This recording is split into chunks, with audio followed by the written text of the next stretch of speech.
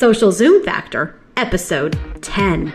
Driving results in business these days takes something special. It's a combination of the right info and the right energy.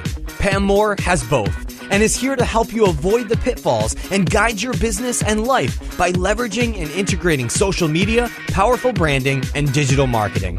Welcome to Social Zoom Factor. Now it's time to live life zoomed.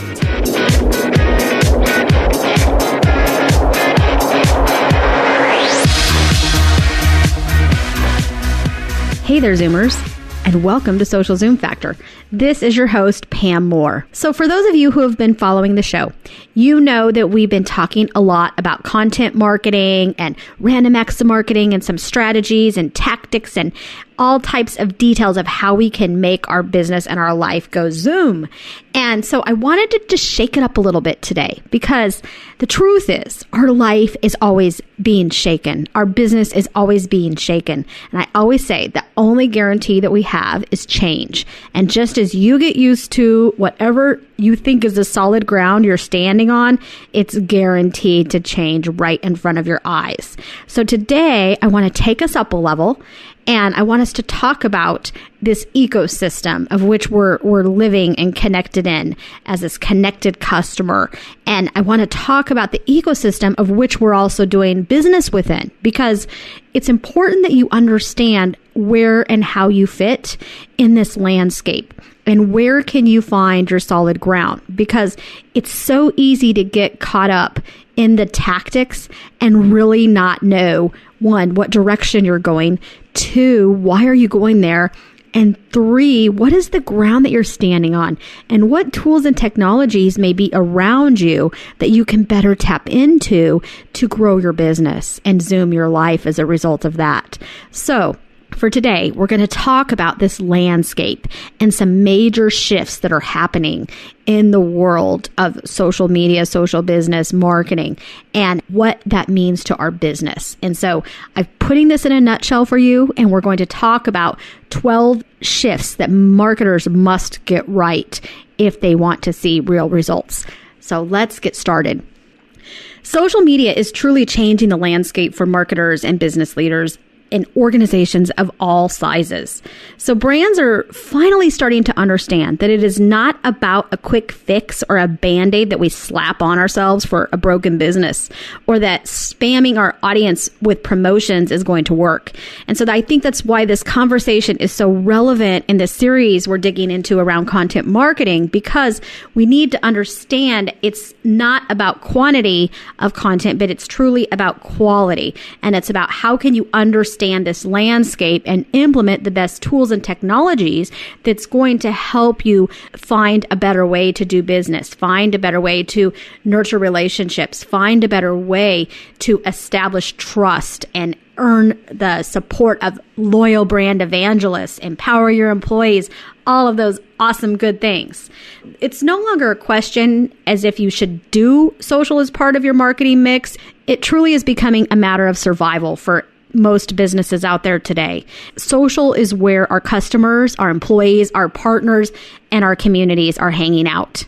It's where they're talking about what they like. It's where they're talking about what they don't like. It's where they're sharing information on what they need. And it's where they are establishing relationships. And the mobile technologies are truly changing the way that we do business, the way that we empower our consumers and business decision makers like never before. So let me share a few stats with you. Did you know that 90% of people have their mobile device within their arm's reach 100% of the time? Think about that. 93% of marketers are using social media for business. 5,700 tweets are sent every second. And 71% of users are utilizing a mobile device to access the social networks. 65% of social media activities happens on a smartphone. So let's talk about 12 major shifts that marketers must get right to Zoom their business and Zoom their life in this ecosystem, this amazing ecosystem that we have in front of us today. Number one is we need to move from me to we. If you have ever thought that business is all about you and your brand, There is no better time than right now for you to acknowledge and realize that it is not. I'm sorry. As much as you want it to be about you, it's not about you. Building empires is not the road to social business success. Instead, I want you to think in terms of team, in terms of crowdsourcing, because the crowd can do much more together than what we can do alone in our own silos. So the next time that you are short on ideas or content or time, try tapping into and empowering your community, and I guarantee you will be amazed at the results.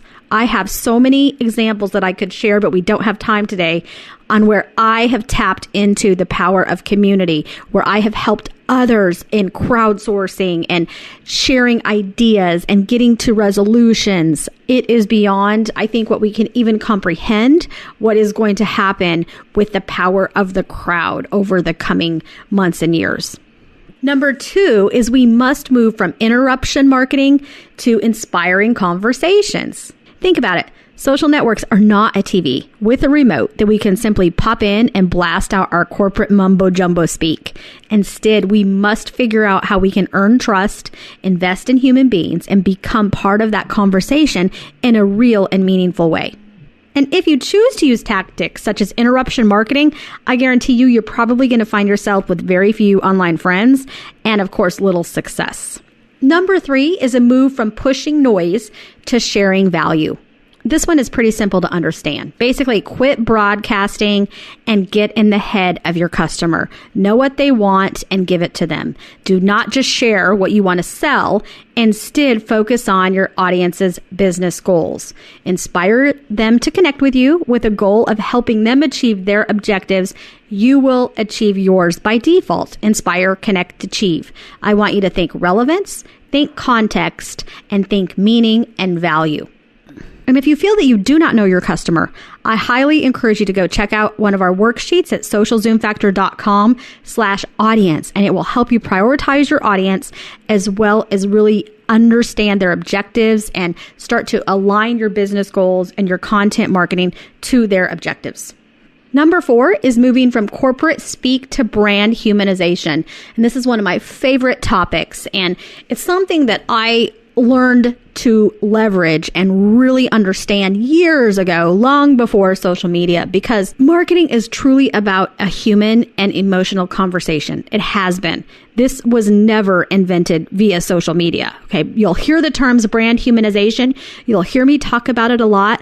Ever since there were human beings on this planet, it has been about humans communicating with other humans. So treat your audience as human beings. You need to think, act, share, and talk like a human being. And you need to not make this more complicated than it needs to be. It's not rocket science. Basically, you are human, so treat everybody in your audience and in your communities like humans too.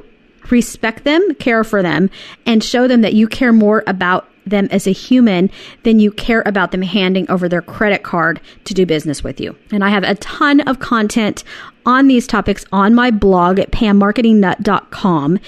I also have one podcast already that I've talked about this topic, and it's brand humanization in a nutshell. And I did that a few episodes ago. It's about 5 or 6 minutes in length, and it truly puts it in a nutshell for you. So I encourage you to check that out.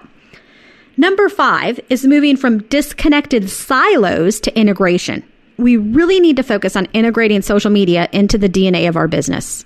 So to do this, we need to align social to business goals where it can have the most positive impact possible.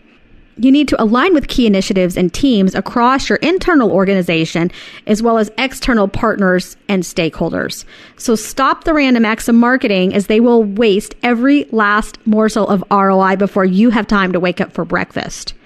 And you can download a white paper with 10 tips to stomp random acts of marketing at socialzoomfactor.com/no-rams.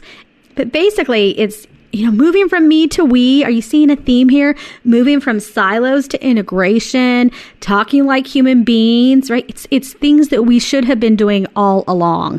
Number 6 is moving from information control to sharing your best stuff. So this is where I'm going to say, quit holding back. It's time you share the goods, okay? Hand over the good stuff. Show me what you really do. Show me what you do behind closed doors.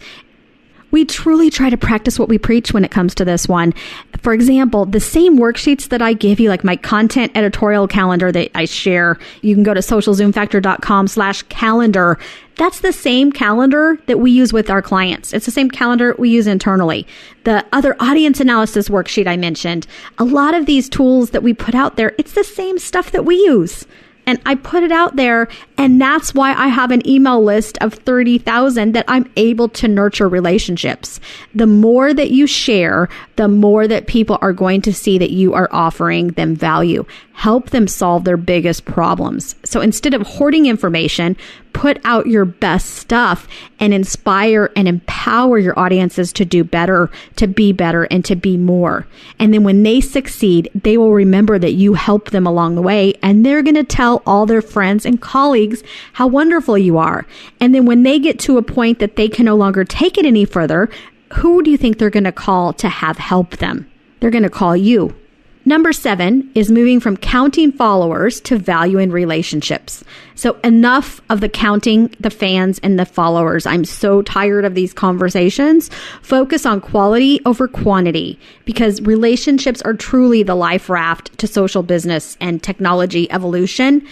For example, if you have built a loyal community of brand evangelists and friends and people who trust you, and let's say right now you have that community and it's on Twitter and it's on Facebook and it's on Instagram, you know what? Even if Facebook goes away in 2 years from now, if you have those relationships, those people are going to follow you wherever you go. If it goes to the next big platform, whatever that may be, if there ever is one that comes along, guess what? Everybody's going to go follow you there. You know, I think I'm a good example. I can take a look at my Google Plus account. I have spent very little time on Google Plus. I have 200,000 people that follow me on Twitter, a decent following or a community on Facebook. LinkedIn, I've invested in for a number of years. I jump over to Google Plus. I've spent hardly any time there, but yet 18,000 plus people have circled me on Google Plus. Why? I don't know, because I'm not there that often. I maybe pop in. Nowadays, I'm trying to do like once or twice a day.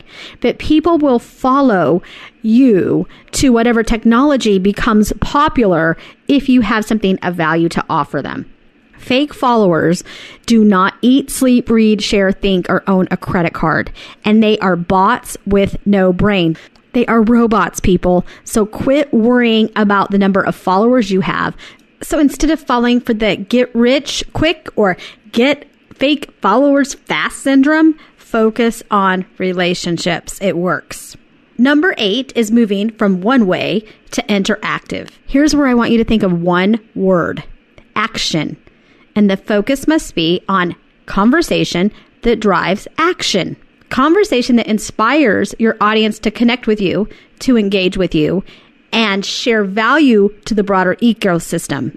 You want conversation that inspires your audience to connect with you, engage with you, and take the desired action that you want them to take. So you must prioritize technologies that are going to attract and engage your audience.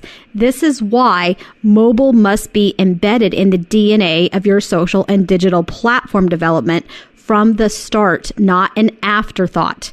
You have approximately 5 seconds. Let me say that again. 5 seconds. That's as fast as 1, 2, 3, 4, 5. That's how long you have to engage a visitor that comes to your website.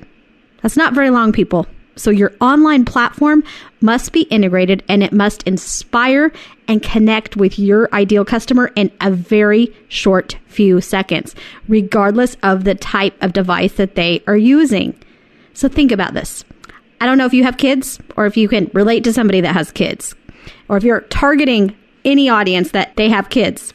I have 2 very active boys. I don't know how many devices we have in our home, but how come on a Saturday morning it is so hard for me to find a device that 1 is charged and 2 is not stolen by one of the rugrats in my household? So great example. A couple months ago, I was in the market for a brand new MacBook Air laptop. Yes, I was excited. And I'm laying in bed looking for which computer I'm going to buy that day. I noticed my mobile phone was dead. Somehow when I went to charge it the night before, it became unplugged. So I go on the search for a mobile device. 8 o'clock in the morning, I found one on the kitchen counter on a Saturday. Score! So I grabbed it. It was the iPad. I took it back to my bed. I'm laying in bed, literally shopping from my iPad, getting ready to make almost a $2,000 purchase. And do you think that I even thought twice about what device should I use that is going to make the Apple website look the best that it possibly can?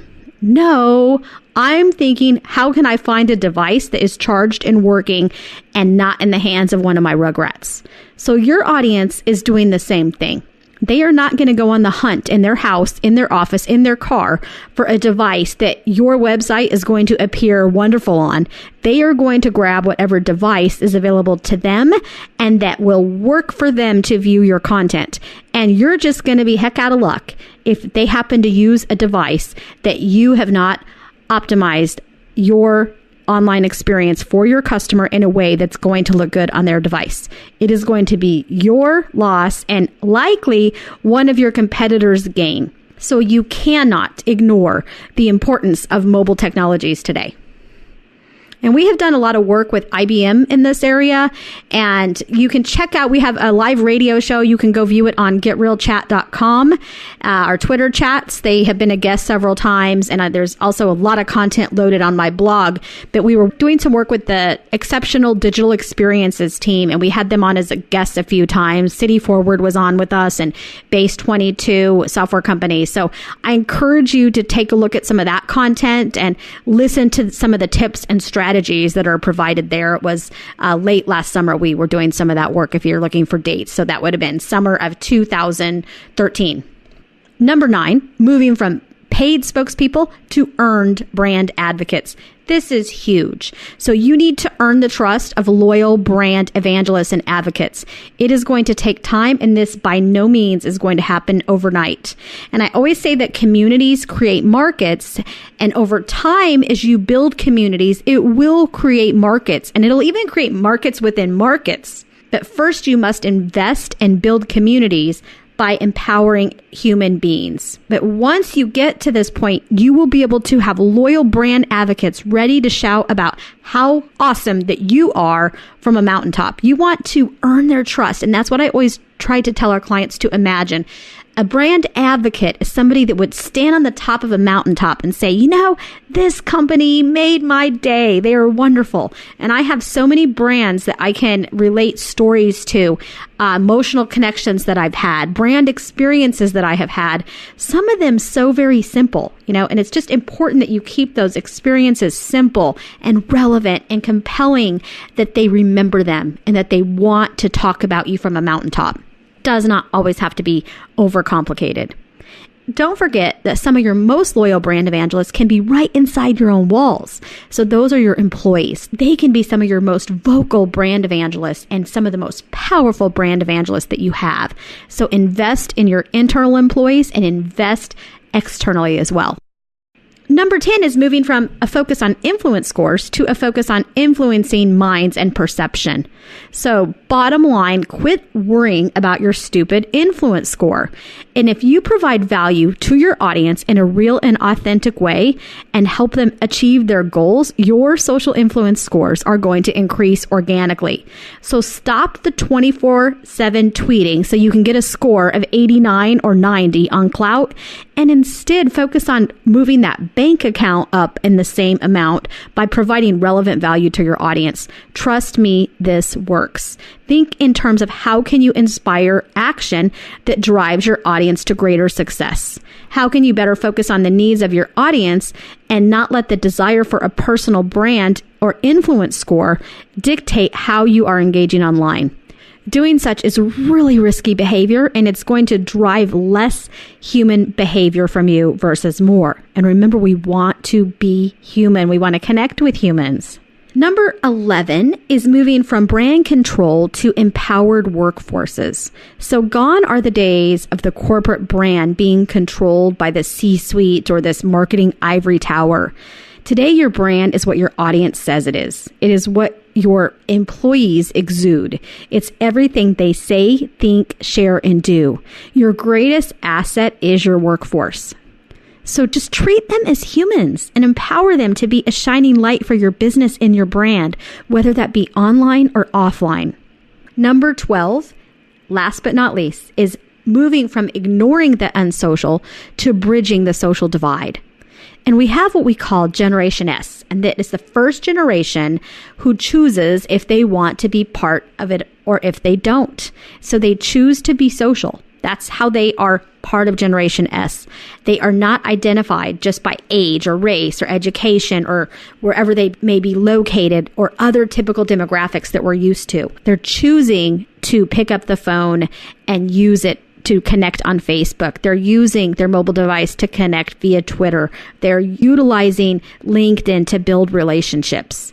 They're making that choice. On the other hand, we're leaving behind loads of people, loads of executives, loads of directors that have mass amount of information that they can and want to share, but they have chosen not to be social. And what we're seeing is that many marketers are leaving them out. And there's starting to be this digital divide of some of the folks that have so much to teach some of this younger and more social generation, but there's this digital divide that is stopping them from being able to do such. So as marketing leaders and business leaders, we must, number one, acknowledge that that digital divide exists. And two, you must build an ecosystem that enables those people to feel comfortable. You need to build an environment that they feel comfortable coming to you and asking you for help. And third, you must make a choice that you are going to bridge that social divide. Figure out how you can get that top executive who doesn't know how to tweet.